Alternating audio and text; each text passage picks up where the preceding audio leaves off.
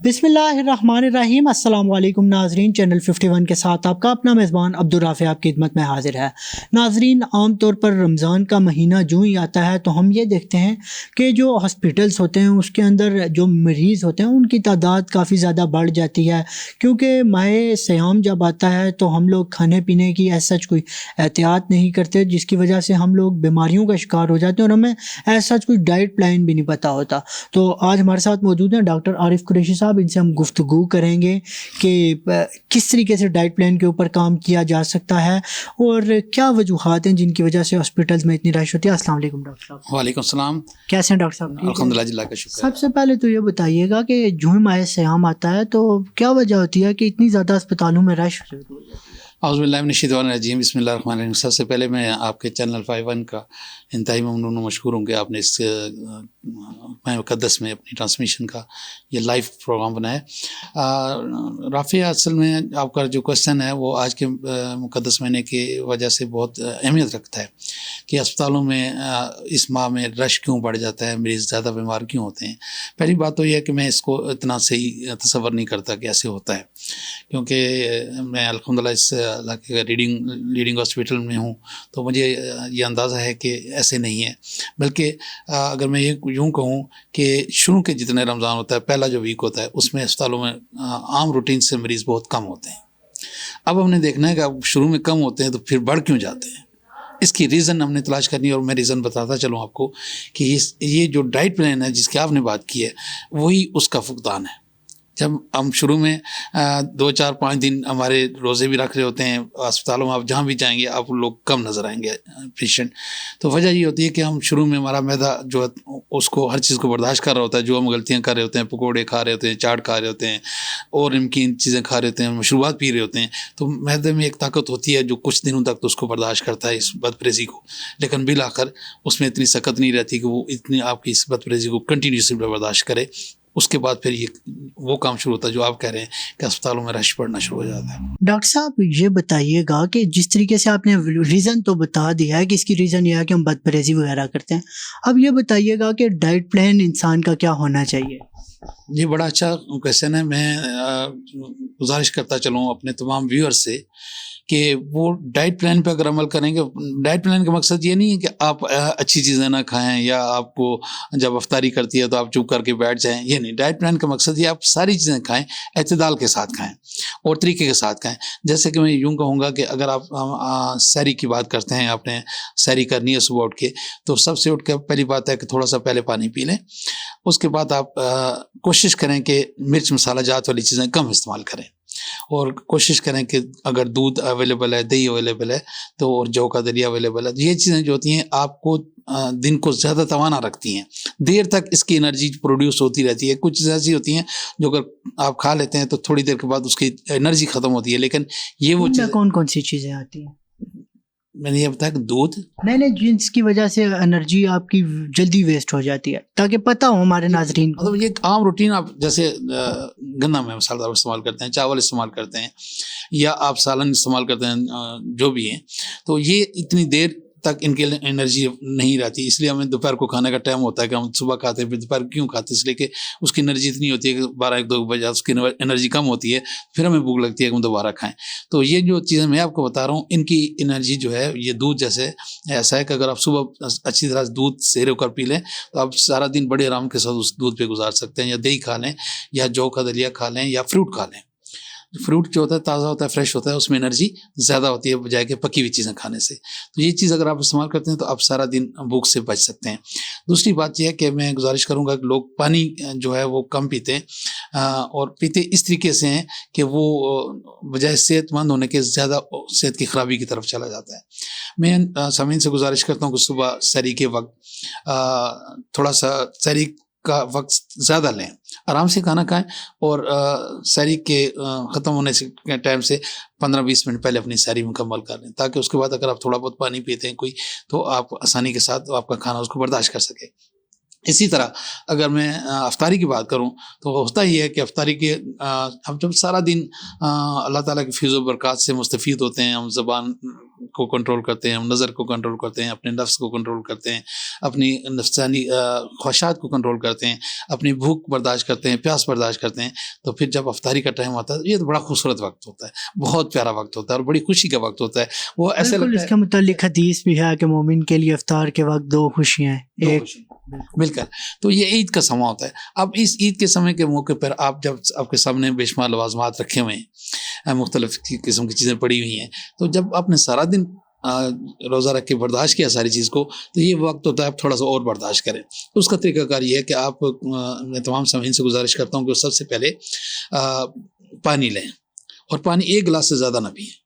اکثر یہ ہوتا ہے کہ پیاس کی وجہ سے 2 3 4 گلاس پانی پی لیتے ہیں, اور وہ پانی جو ایک سارا دن معدہ ہمارا گرم ہوتا ہے, ہیٹ اپ ہوا ہوتا ہے, ایک دم اس کے اوپر پانی ڈالتے ہیں. جب ایسے ہی ہوتا ہے جیسے آپ کسی کوئلے پہ پانی ڈالیں تو ایک دم دھواں نکلتا ہے, تو اسی طرح معدے کے اندر سے ایک دھواں سا اٹھتا ہے جس کو ہم گیس کہتے ہیں یا بخارات کہتے ہیں یا درجہ حرارت کو بڑھ جانا کہتے ہیں اندر کا, تو وہ نقصان دہ ثابت ہوتا ہے.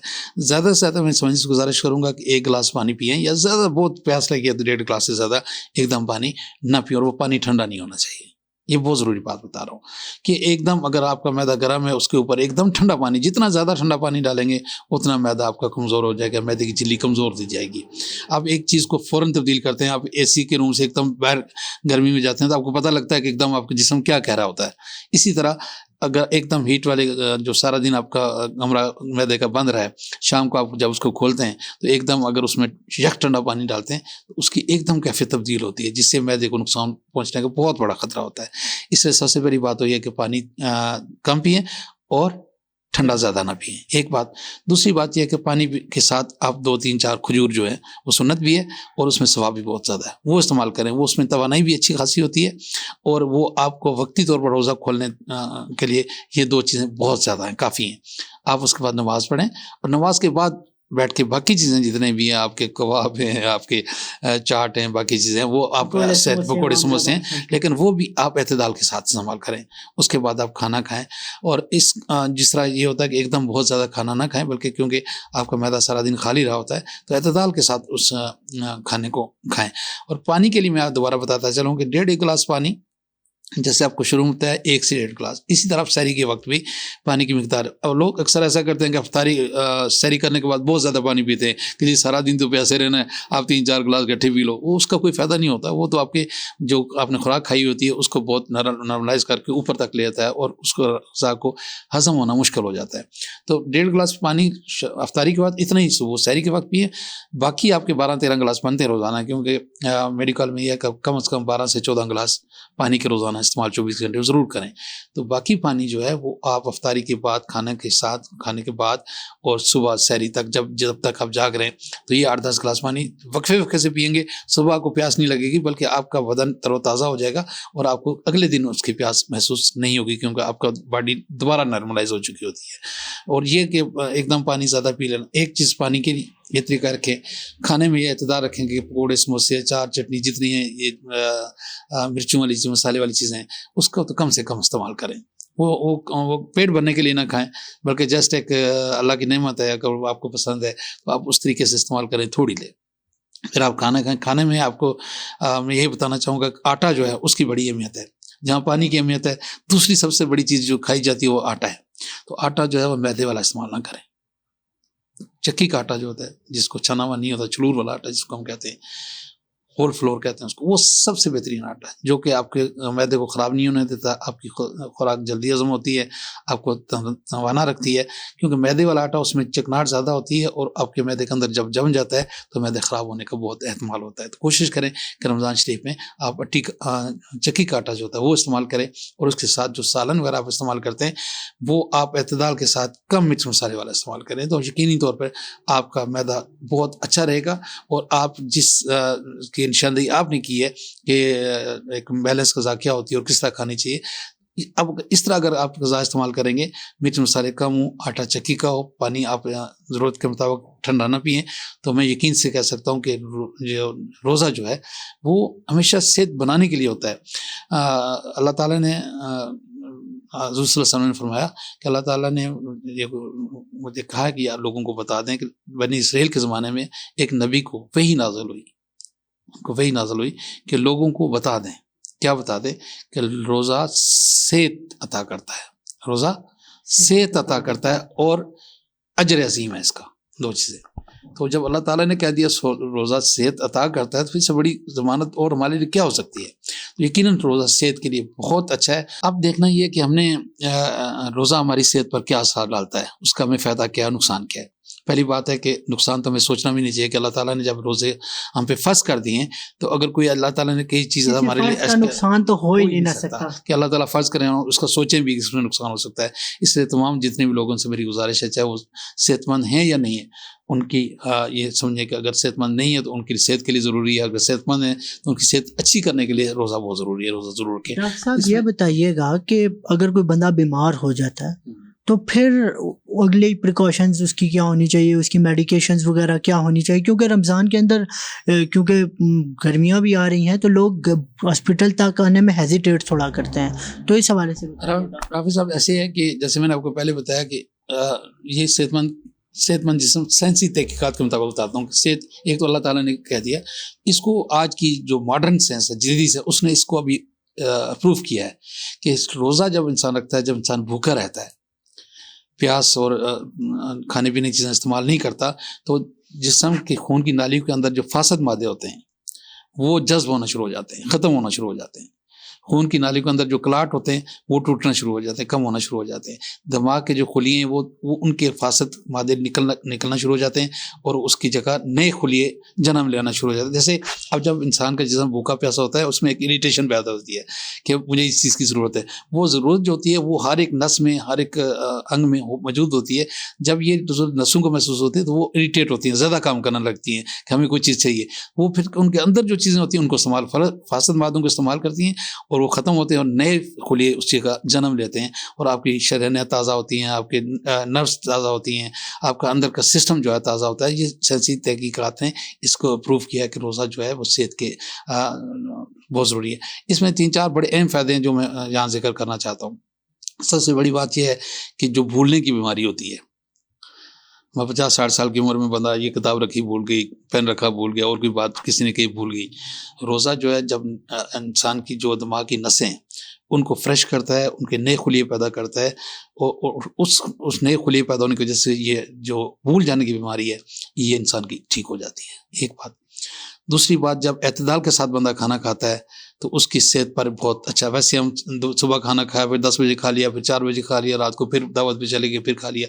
تو یہ اس میں ایک اوقات کی پابندی ہے کہ آپ صبح سحری کے وقت کھاتے ہیں، پھر افطار میں کھاتے ہیں. تو ایک روٹین آپ کی بنتی ہے، اس سے آپ کے جسم کی جو غذا کو ہضم کرنے کی صلاحیت ہے وہ بہت زیادہ بہتر ہو جاتی ہے. پھر اس کا اگر جو اوور ویٹ ہیں ان کا وزن کم ہوتا ہے اگر وہ افطاری کا خیال رکھیں تو وزن کم ہوتا ہے. اس وزن کم ہونے سے ان کا کولیسٹرول کم ہوتا ہے، ان کے شوگر لیول بہتر ہوتا ہے، ان کی جو اندر کی جو معدے کی صلاحیت ہے وہ بہتر ہوتی ہے. اس طرح یہ تحقیقات میں یہ بھی ثابت ہوا ہے کہ روزہ رکھنے سے بے اولاد لوگوں کو بہت زیادہ فائدہ ہوتا ہے. بے اولاد لوگوں کو روزہ رکھنے سے اولاد ہونے کے چانسز بہت بڑھ جاتے ہیں. یہ سائنسی تحقیقات سے بھی ثابت ہوا ہے کہ روزہ رکھنے سے اولاد جن کی نہیں ہوتی ان کی اولاد ہونے کے چانسز بہت بڑھ جاتے ہیں. اس طرح بہت ساری چیزیں ہیں، دل کی شریانیں سے کھل جاتی ہیں، دماغ کی رسیں جیسے میں نے بتایا. تو اس طرح کی ایک تو فائدے بہت زیادہ ہیں. دوسرا، روٹین بندے کی بن جاتی ہے، کھانا 1-2 ٹائم پہ جیسا بندہ کھاتا ہے، اس سے ایک صحت مند جسم جو ہے وہ بنتا ہے. اور اگر آپ یہ اس کو میں یوں کہوں کہ جیسے کہ آپ گاڑی رکھتے ہیں، موٹر سائیکل رکھتے ہیں، تو اس کو آپ 2-3 مہینے کے بعد ٹیوننگ کرواتے ہیں. ٹیوننگ کس لیے کراتے ہیں کہ اس کے اندر کی نالیاں صاف ہو جائیں، پلگ صاف ہو جائیں، تاکہ گاڑی اس طرح بہتر سفر کرے، پیٹرول اچھا استعمال کرے، گاڑی اچھی چلتی ہے. اور واقعی ایسے ہے. تو یہ میں سمجھتا ہوں رمضان کا مہینہ انسان کے لیے ایک ٹیوننگ ہے. آپ 1 مہینہ ٹیوننگ کروا لیں، پورے 11 مہینے آپ کے بہت اچھے گزرتے ہیں. آپ کی رگیں صاف ہو جاتی ہیں، آپ کا معدہ تازہ ہو جاتا ہے، آپ کی جسمانی صلاحیت بڑھ جاتی ہے، آپ کی ایک روحانی خوشی بڑھ جاتی ہے. وہ جو روحانی خوشی ہوتی ہے جو روزہ رکھ کے افطاری کے وقت روزانہ آپ کو ملتی ہے، اس سے آپ کے جسم میں ایک تازگی پیدا ہوتی ہے. اور میں سمجھتا ہوں کہ اگر یہ ٹیوننگ، اگر یہ 2 طرح کی ٹیوننگ ہے. ایک جسمانی ٹیوننگ ہے کہ آپ وقت پر کھانا کھاتے ہیں اور سنبھل کر کھانا کھاتے ہیں اور اچھی چیزیں استعمال کرتے ہیں، فروٹ استعمال ہوتا ہے، دہی استعمال ہوتا ہے، دودھ استعمال ہوتا ہے، تو آپ کے جسم میں توانائی آتی ہے. اور اس کے ساتھ بھوک کی وجہ سے روزہ رکھنے کی وجہ سے، پیاس کی وجہ سے آپ کے نئے خلیے پیدا ہوتے ہیں، فاسد مادے خارج ہوتے ہیں، جس سے ایک روحانی ایک جسمانی ٹیوننگ ہو جاتی ہے، اندر سے نسیں صاف ہو جاتی ہیں. یہ بات جو ہے نا ہائی لیول پہ جو سائنٹیفک آج کی لیول ہے اس پہ انہوں نے پروو کی ہے کہ روزہ رکھنے والے لوگ جو ہیں ان کے ایک مکمل طور پر ٹیوننگ ہو جاتی ہے. اگر 30 روزے رکھتے ہیں تو اس کی ٹیوننگ ہو جاتی ہے. اسی نہ صرف جسمانی بلکہ اس سے ہماری روحانی ٹیوننگ بھی ہوتی ہے کہ ہم سارا سال جو ہے سب کچھ کرتے رہتے ہیں، جب رمضان کا مہینہ آتا ہے اور کچھ نہیں تو کم از کم ایک دفعہ رجوع ضرور کرتے ہیں کہ ہم روزہ رکھیں، نماز پڑھیں، قرآن نہیں پڑھا تو پڑھیں.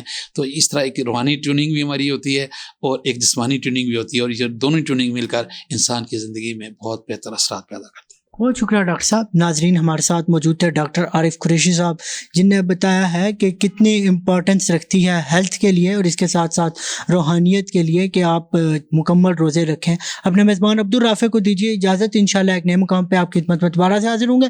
تب تک کے لیے اللہ نگہبان.